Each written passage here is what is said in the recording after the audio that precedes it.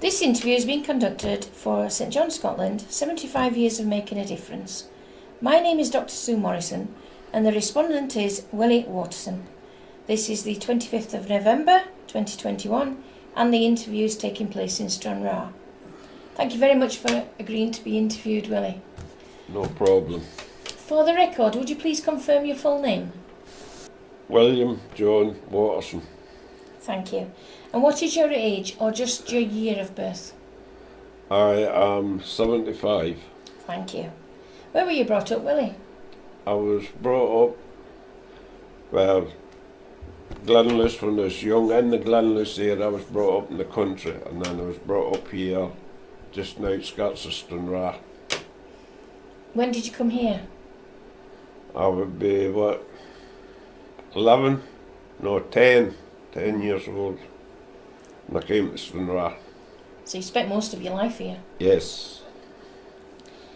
Could you tell me about your early family? Well, my father was a horse ploughman, and I was brought up on the farm until I left the school. Then I went to sea. I started here on the British Rail ferries between Stranraer and Larne just before I was 16. And then I got my first seaman's discharge book when I was about 16 and a half. And I finished up down there and I went away, like into the Merchant Navy, and I started in a company called New Zealand Shipping Company, Federal Steam, and Federal Steam. And their one was Australasia, New Zealand, Australia, America, Canada, the continent, the UK. And I was with them for 11 years. And then come back, got married, come back onto the Stranraer Larne ferries. And I was there for 18 years till the company changed over to Stena. And I went up to Caledonia and McBrain in the Western Isles. And I was on the ferries running out to the islands in Scotland. I was there till I retired when I was 65 in 2011. That was my life. So most of it was spent at sea? Yeah. Yep. Which was your favourite route? Well, deep sea, I love New Zealand. It was a great place. I was in New Zealand in the 60s, in the 70s, what they call the swinging 60s. Was it? I enjoyed that. And then I liked them all, but I liked on the McBrain ferries in the Western Isles because it was different. But among the islands and the islanders. And I knew some of the islanders through being at sea in New Zealand Shipping Company. You know what I mean? I met up with lots of guys that sailed for years ago. And that's my kind of history. Are you married, Willie? Yeah. Where did you meet your wife? She's from Newton Stewart. And been married about 46 years, I think. Can you tell me how you first got involved with St John, Scotland? I knew about it, but I'd went into an office here in Cash Street and I says, how do you go about volunteering for driving, thinking about council or something? And this person says, I'll give you the number of a chap in St John's, it was the order of St John at the time. And I gave him a number and I phoned this chap. He says, I'll meet you in the car park at the hospital. And had a chat with him. He says, that's fine. He says, on you go. That was me in. Who was that? That was Bryce Kelly. What was his position at the time? He was the transport coordinator at the time. So what did your role involve when you first started? Just, they would phone up and say, oh, I'm looking, would you be able to drive, say, to Glasgow, Edinburgh, Dumfries and so a date and say, aye, nae bother. On you go, away you went. Just went up to the hospital, collected the key and on you went. Then you got the patient details and what have you. That's how I started, just as a volunteer driver. So you had to drive up to the hospital to get the keys to the Well, to we the went to the vehicle? A&E, yeah, because the keys kept up in the hospital. When I started with COVID, the key was shifted for the A&E because of COVID and it went into the cook's office. But the keys are kept in the hospital, so the drivers just go up, get the key and where they're going. When they come back and fuel the vehicle up and park it up and put the key back in.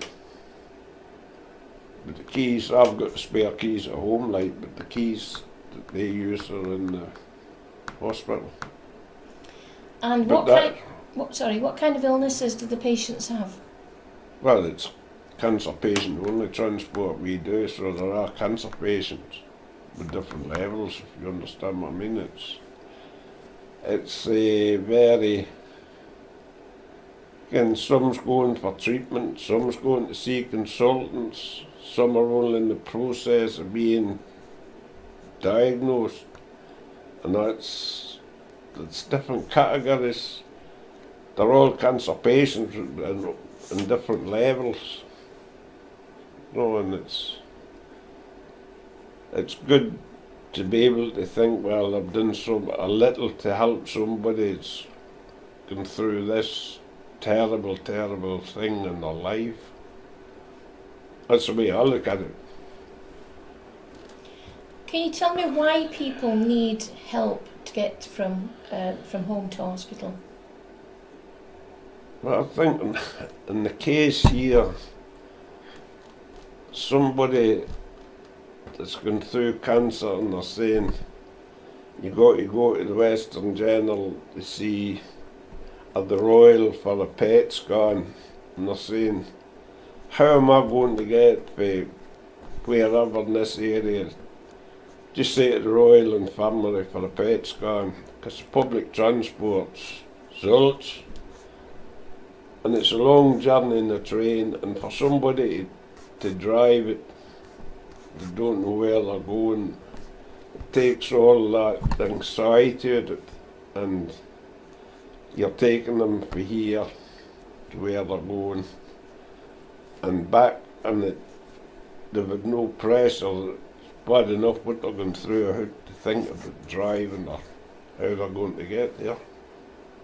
And I think that's the big plus of the St John Cancer Transport that was set up in this area. Where are the hospitals located? That we go to, like Glasgow, well, we can go to the Queen Elizabeth, that's in the Govan area. The beach in Argart Naval, that's down the Great Western Road. The Royal Infirmary's going out heading it for Edinburgh. The Western General in Edinburgh, it's going for here, it's at the beginning of Edinburgh. If you're going to the Royal, it's on down the Edinburgh bypass and you get it at the far end and in there. And Dumfries, well, that's just down the road really. And but that's the kind of locations we go to. It's still difficult to get to Dumfries though, if you don't drive. And for the patient, oh yeah. Plus, to go on the bus for here, it's a couple of hours and it's not the best of buses in this route, I can believe me. And there again, if they're getting treatment, they're not allowed to drive. No, I mean, if somebody's gone down for 2 hours or 3 hours, or chemo or whatever they're getting, they're actually not allowed to sit behind the wheel, so. And it's not everybody's got people that can take them. And that's where we come into it again. You know what I mean? It's. When you started, Willie, roughly how many patients did you take each week? See, when I started, we used to take patients down to Dumfries on a Monday morning, going to Edinburgh. I went via Dumfries. We'd take maybe 5. And then we would get a minibus in Dumfries to take them to Edinburgh. And St John's and Dumfries, we bring them back to Stranraer on a Friday. But that got stopped. So now, in an average month, we can do, we just taking the patients alone, I've seen some months we can do 10, 12, 15. But in saying that, you're doing 2,000 odd, 3,000 miles, because to go from here to Edinburgh and back's near 300 miles.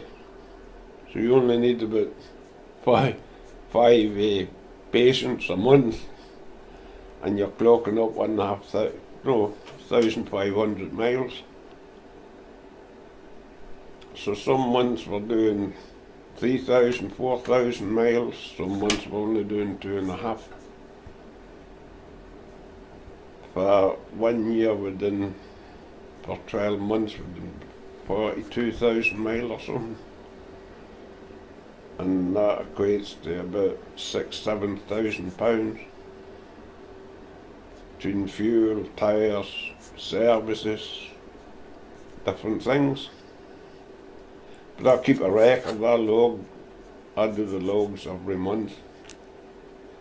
So, and keep a copy, and it's October to November. And the treasurer, he gets the bills, like, he knows what the fuel, Genie card is, and I know, because I keep the receipt, I get the receipts, the receipts are in the vehicle, and the drivers fill in the log, and when the date, where they've taken, and log the miles, many litres of fuel, and the many, what it cost, so it's all cost it out. When you started, which was about 10 years ago? Well, roughly. How many drivers were there at that time? Oh, it's quite a lot. More than what there is now. Not a great lot more, but I would say there was a few more than what there is now. Because of that Monday thing, because they had to do every Monday. They got a list with them freespew was going down the Monday and coming home the Friday. So patients stayed there for 5 days? They still do, but they go by taxi now. Because there's a big skirmish in this area about patients bypassing the length to go into Dumfries and Edinburgh, and then they're saying we're going for Stranraer, Wyken, and they'll go to the beach, and they become very political in this area. Nothing to do with us, like, we weren't even involved in it.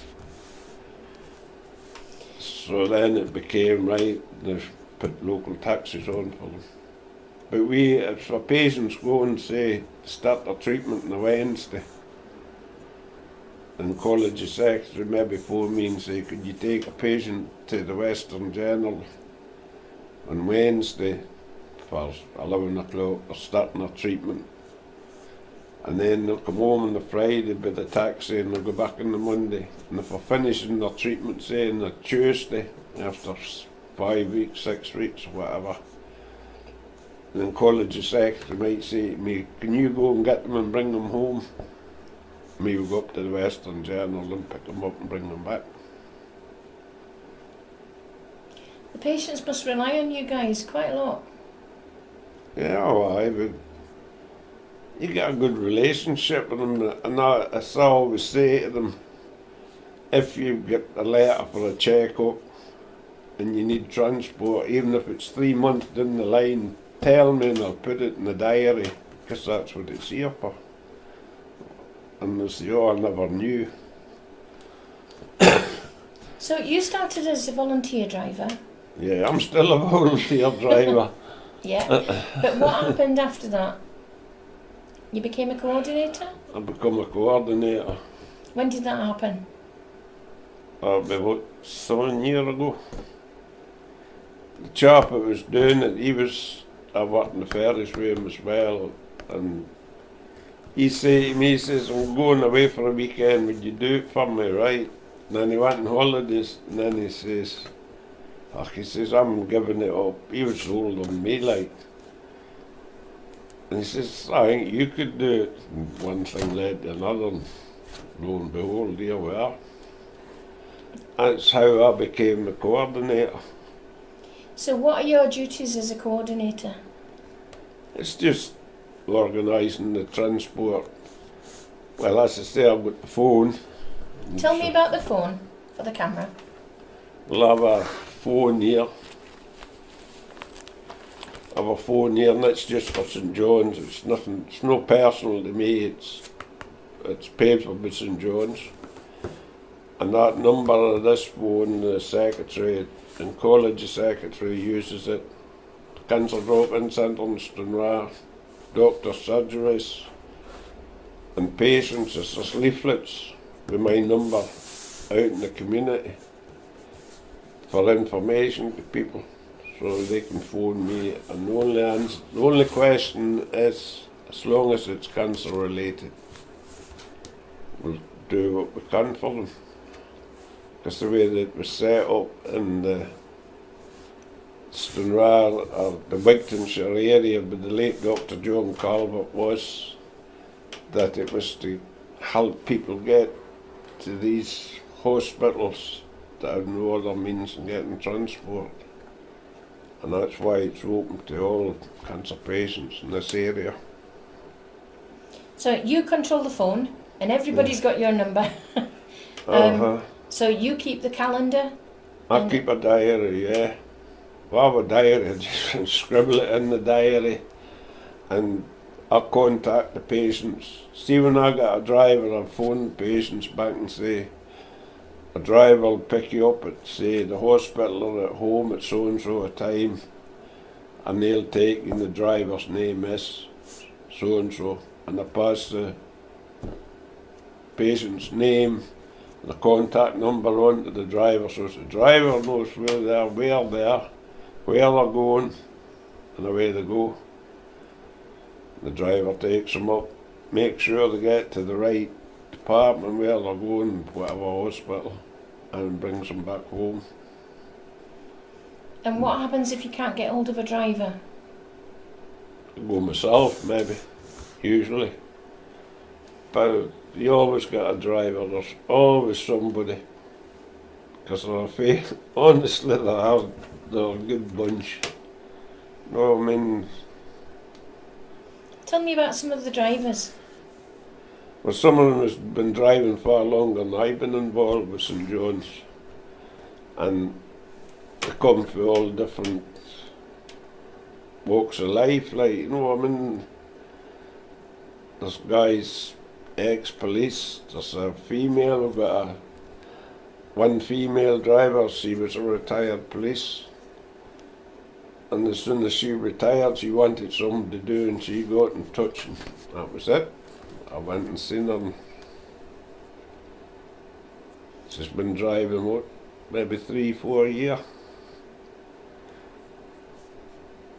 And again, the patients will say, well, that's grand guy that was driving me up. No, I mean, because they're all, and a lot of the people know them because they're local. Is it a benefit having at least some female drivers?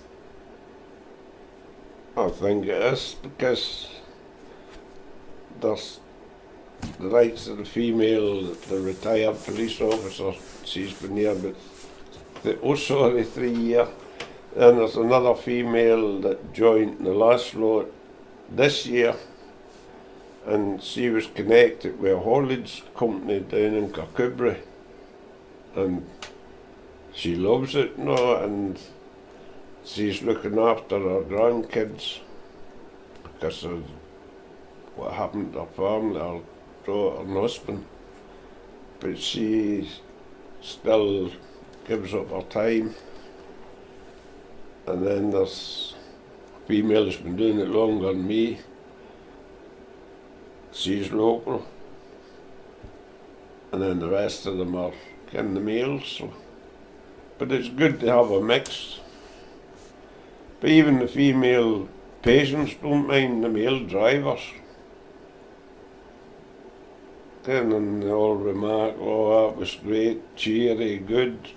So, I mean, What kind of age ranges are the patients? well, I would kind of hard maybe to put an age, but I would say we've had some of them maybe only in their 30s. You know what I mean? Because it's different types of cancers that you're working with, so you can have people in their 30s, you can have people up in their 60s, 70s. It's just it's a big mixture, I would put it down. How many hours would you say that you work on being a coordinator for St John Scotland? Oh, maybe about 10 hours a week, or some weeks maybe more, but over the course of a month I would say 40, 45 hours a week, a month. It's a big commitment. But then, again, it's maybe a commitment, but it's a good commitment because you're helping. The commitment is that you're helping somebody that otherwise maybe you're taking that anxiety away from them, and you're getting them to where they need to be and back, and they don't get that worry. They've enough of worry out. The worry of how they're getting there and getting back. So I'll get a good feeling at it. So, roughly 10 hours a week. It's on a voluntary basis, but you feel that you get an awful lot of benefit from doing that. Well, just to know that that little bit of help you gave us help somebody. It's like the drivers there, the way they can be away for 6, they can be away for 8 or 9 hours for going to Edinburgh, so they've given up. They give up nearly a whole day, or they do give up a whole day just to do that, which is a big commitment in the volunteer drivers. And if it wasn't for the team, I wouldn't be here. I'm only as good as what they are. Again, it's no me, I'm maybe the coordinator, but the volunteer drivers is the people that make me. That makes sense. Well, if we've been living with COVID now for the last, I've lost count, 20 months. Yep. How did that affect? Well, when COVID first struck, I had a good pool of drivers, and when COVID struck, I was kind of in my own, and I was saying, what do I do here? So I kind of put the feelers out, and through different reasons, drivers says, no, I'm not doing it because of elderly people in the house, or young, or families and that, and families living in different areas. Okay. So whittled down to about 5, right? 5 drivers says, aye, let's see what happens. So we were saying St John, patient transport vehicles and all that. Then Edinburgh started sending out directives now, no St John's, which was helpful. And they're saying, well, you can transport patients. And I says, well, what happens if we're going to Edinburgh because you're going outside your area? Well, we weren't even allowed outside Stranraer. I said, no, that would be okay because you've got proof you're transporting patients. So, kind of 5 was kept it going. You know what I mean? I've seen them away twice in 1 week. Again, at the start when the first lockdown, then one driver, he says, I don't think I can do it. About 2 weeks later, he phoned up. He says, "Here you go," and he runs to Edinburgh. I'll get away out of here. So that kind of put me up to those the core of 5, and through our during the first lockdown, right to the start of the kind of easing, kept it going. Then the second lockdown came, so it's kind of back to the 5 again. But we managed to keep it going. And how many drivers have you got now? 12. And are they all active? Oh, aye. Someone else mentioned that you'd recently recruited 4 new drivers. Yeah. Yeah. When are they starting? They were started, well, 3 of them started. One of them kind of let me down, so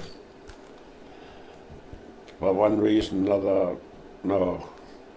But when we recruited them, this side was recruiting, and they were desperate, and we were on about PVGs, and an instruction we do these steering committees every quarter, and it was raised at that nowadays, and Zoom are the coordinators in Edinburgh, and it was brought up about drivers, and after a meeting they commit that we could use for discretion and start the drivers prior to the PVGs, because there was one area up on this side needed drivers pretty urgently. So I took the decision I would just go follow suit and start it, but they're getting the PVGs, they've got them now. Were they delayed because of COVID? I don't, well, I had nothing to do with it because other people do the PVGs and it goes to Edinburgh, but I would say they weren't that much held up. That's good. It worked pretty well, no, I mean, but we kind of, once they said use your own discretion, because some of them already had PVGs for other things, like no person Joe in Scotland, but they did whole PVGs, so away we went. So that's how we're up to 12 now. The reason we had drivers, but no every driver wanted to go to Edinburgh. That's where we were struggling. Away when you mentioned Glasgow and Edinburgh, they were no. So when we recruited, we said that if you want to be a volunteer driver, had to be able to say, go to Edinburgh, Glasgow, wherever. And everybody came on board said, well, 2 of them's actually ex-patients herself, had been to Edinburgh for the 6-week, for the treatment thing. So they were more than happy to come in because they said it was good to them, so they wanted to be good to it. That's smashing. And when they said they were going there, oh, no problem. We were up and down there every week. Fine. Away they went. And one of them lives in the Newton Stewart area, which is good, because if our patients were down that area, we can get the 2 drivers were down that area and they can come and collect the vehicle, take it home, do the run, keep the vehicle at home and bring it back when it suits them. So that covers the Stewart area. So you became a member of the Order of St John. Is that right? Who gave you the invite? Angus Loudon. And can you tell me how that works? Well, I never really knew much about Edinburgh, and Michael Cook is the chairman of the Dumfries and Galloway. And Dumfries and Galloway branch, that's the West Galloway branch and the Dumfries branch. Got in touch with me, he says, you're invited to come up to a steering committee group in Edinburgh. He says, if you like to come to Dumfries, then you can come up with me and Twynham. I says, aye, okay. So I hope and listen, it was order St John vehicle at the time, wasn't away, so I drove down to Dumfries, got Michael, and took me up, and went into the meeting, and there was Angus, and the ones out of the office, and then Sandy, Bowman, and poor Bill that's not with us anymore, he was the chairperson, and the steering committee, was all the coordinators, and had this meeting and everything and blah blah, and I thought, this is great, getting together, you know what I mean, and you're actually, it's nothing to do with it, it's about vehicles. Again, the main emphasis was on running vehicles, drivers, and so that was great. We had that meeting and it passed, and we all got our minutes, and then about 4 or 5 months later, another meeting, another email, same again, back up to Edinburgh, and then I forget, but I got this message saying I've been invited to become a member of St John Scotland, and I really didn't do much about it. And then I got another thing from Angus saying, what are you for doing? Are you going to fill this in? I filled it in, sent it in, and then I got the word back that I've been accepted into the Order of St John. When was that? Oh, that'd be 3-4 years ago. But I think it was, I never knew Angus or anybody to that first meeting I went to, and just through conversation, or Angus says, well, what did you do? And I says, I tell him what I'd done. Oh, he says, is that what you done? And, well, I mean, and I says, do you know a certain major that lives in Cole and all this? Oh, I know him, and and I was just getting involved in the meetings. I don't know how I got invited, but I got invited anyway, and as I say, I joined. Well, I believe people are invited on merit of their contribution to the work. No, honestly, I never ever thought in my wildest dreams when I retired I would be in a position like this, honestly. Well, it sounds like you've earned it. But I don't know, but I just got the invite, and then I got another push saying, come on, and then see when I got in, Michael and all them sent me an email, oh, congratulations, nice to see you've joined. You've not managed to get to an investiture yet. No. Tell me what your plans are for that. But I'm hoping to go next year and just go through whatever to do. And that's in Edinburgh next year. Yeah. Because I feel with these steering committee meetings that we have, you get, well, before COVID, when we were sitting around the table in Edinburgh, you were actually meeting the people face to face, and now I'll be more comfortable going for the investors because you know all the different coordinators, if you understand what I mean. I think that's the big thing, I think going to them meetings in Edinburgh is really, you know the people that's doing the same as yourself. I know they do it maybe different, but every coordinator's a bit different, but at least you've something in common. And is it helpful to talk to other people who are in the same or similar position to yourself? well, I think it is. Because you hear different things, and people is different. They do a lot of arena work up on this side where we don't, but I wouldn't get into renal because of our area, it's so big, and we only got the drivers. So, but sticking to cancer transport, I think what we do good.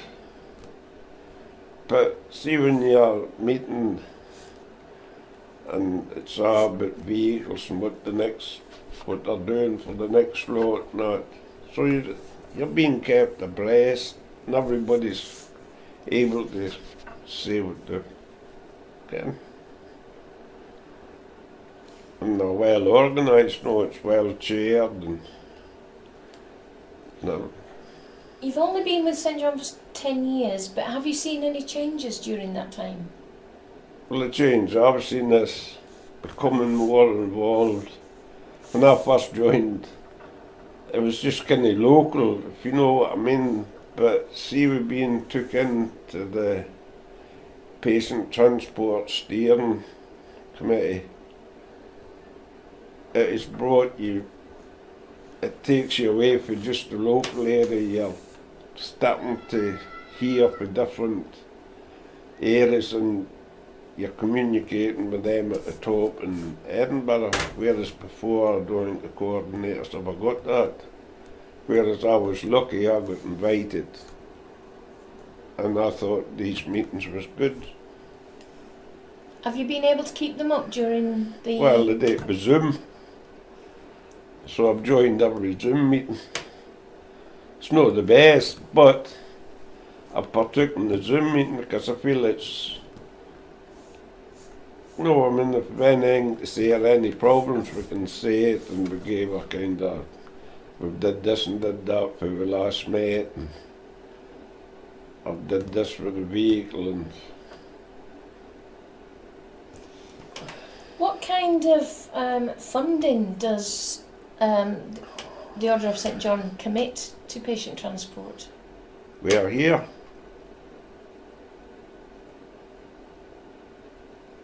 Well, they keep the vehicles on the road, but St John, the West Galloway branch also does the palliative care in the community hospital. On the Stranraer, the Galloway Community Hospital, they've got 2 wards and the patient's room. Have you been there? I was used to the meetings up just next to it. But that was through the late Dr. John Calvert again, you know, I mean, he was the man that started it all in this area. Did you ever meet him? He was my GP. Because I mean, he first started the wee triangles you could buy to put in the back windscreen of your car for the accident emergency for this area. I knew Dr. Calvert. Through it was my GP, and I was also a member of the first aid team when I worked in the ferry sea at Stranraer Sea Link, the British Rail first aid team, and I was in it. And he used to teach us first aid, because we used to go to competitions. We used to go to first aid competitions, Glasgow. We used to go to Wales every year. We used to have a big Sea Link first aid competition with the Sea Link ports. Tell me what you do at a first aid competition. We make up a scenario and you've been a team, say there was 3 in a team, and they'd open the door and you'd walk. There was one at air, or a competition at air. I think it was it 4 in the team, and they opened the door and we walked in. It was air race course,